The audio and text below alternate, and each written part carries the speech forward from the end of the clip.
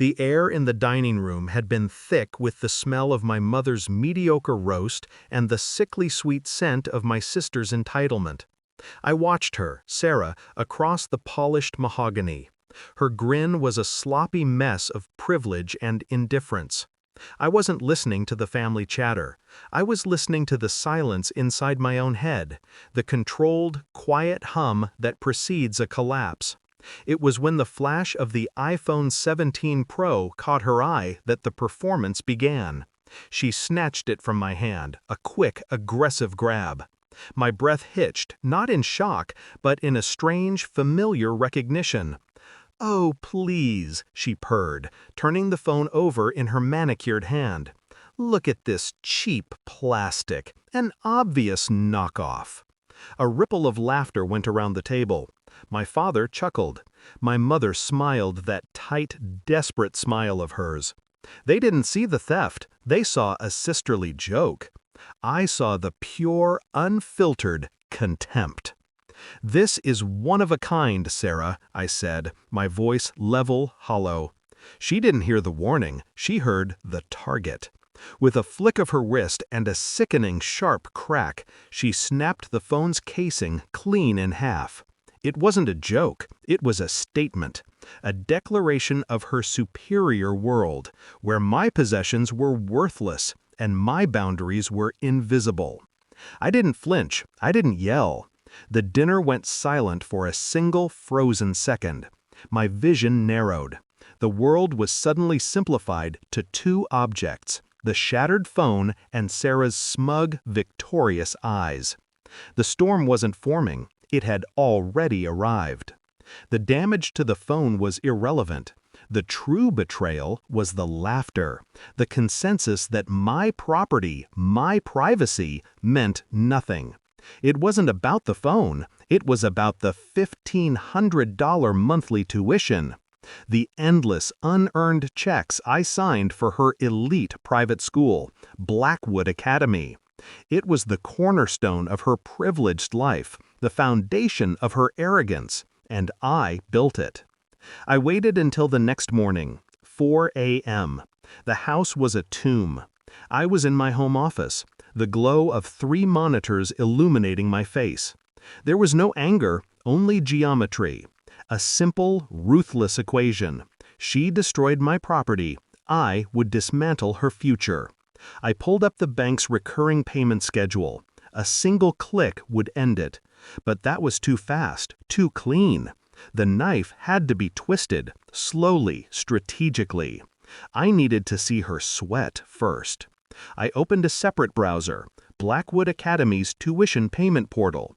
The next payment was due in 48 hours.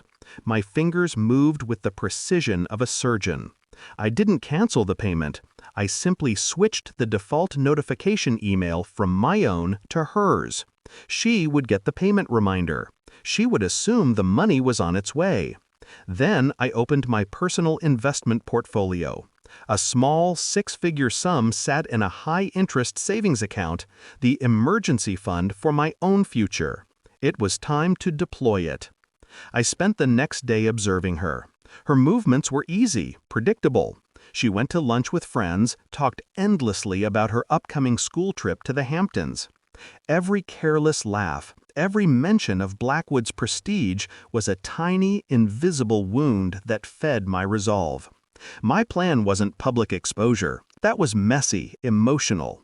My revenge would be financial, a ghost of a cancellation that would shatter her carefully constructed reality from the inside out. I made 3 calls. The first was to my financial advisor.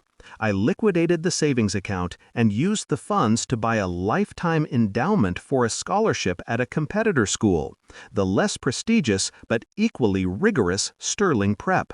The endowment carried one crucial non-negotiable clause: the funds could never be transferred to Blackwood Academy. The second call was to the Blackwood Bursar's office, a calm, professional inquiry about my sister's next tuition payment. "Yes, sir, we see the payment is due. Everything is in order." Perfect. The trap was set. The third call was to my father. "I am restructuring my finances," I explained. "Just a minor shift in assets. Nothing to worry about." He barely listened. He never did. The lie felt cold, solid, and necessary. The end came during Tuesday's family breakfast. 2 days had passed. The phone's wreckage sat on my desk, a silent trophy. Sarah was checking her email, her face slack with morning boredom. I was reading a newspaper, my back straight, my control absolute. A tiny, almost imperceptible gasp. Her eyes darted to mine. "The tuition reminder," she stammered, holding up her phone. Did you forget to pay it?" "No," I replied, folding the paper with a slow, deliberate motion. "I paid it." She relaxed, a rush of condescension replacing the fear. "See, Mom, I told you he was just busy." I lowered the paper. My eyes met hers. "I paid my debt," I clarified. "The debt I felt to you for the broken phone. That was $1,500. Her composure cracked. "Wait, what are you talking about? The tuition is due today." "Yes," I said, a faint smile touching my lips. "And I ended the recurring payments 2 nights ago. Forever." The color drained from her face. She opened her mouth to argue, to plead, but the words were stolen by the sudden realization of her vulnerability. Her world, built on my silent generosity, was crumbling. The panic was exquisite. It was not a tantrum, it was pure, unadulterated terror. "You can't!" she shrieked, her voice thin. "Blackwood will expel me! The Hamptons trip!" My father finally looked up, confusion clouding his face. "What is he saying, Sarah?" I cut her off, my voice a quiet, lethal drone. "Sarah, you made a statement the other night. You declared my efforts, my possessions, to be worthless, a cheap knockoff. And you destroyed it in front of the people I care about." I pushed a single sheet of paper across the table. The Blackwood Academy final notice of outstanding payment. The deadline was 5 p.m. "You wanted to know the price of your contempt," I continued, leaning back, untouchable. "It's the loss of the $1,500 monthly tuition. It is the loss of your school, your status, your life as you know it.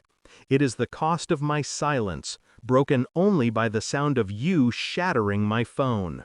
Her face was a mask of betrayal. "You ruined me!" "No," I corrected, "you paid the fee. I simply canceled the subscription." I left the house before the shouting began, before the tears, the pleading, the inevitable collapse of her privileged existence.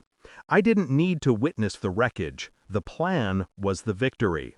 The street felt clean, washed by the autumn sun. I wasn't angry. I was free. Free from the burden of her entitlement, from the quiet disrespect of my family. I had traded a shattered $1,500 device for the calculated destruction of a $150,000 education. It wasn't revenge. It was an accounting adjustment. A simple correction to the power dynamic. There was no pity, there was no regret. Only the cold, deep satisfaction of a strategist who has watched the enemy walk straight into the center of the trap. I opened my car door, the sun glinting off the newly purchased, discreet phone in my pocket. She never broke me. She just gave me a reason to break her. Blackwood Academy was never accepting her tuition again.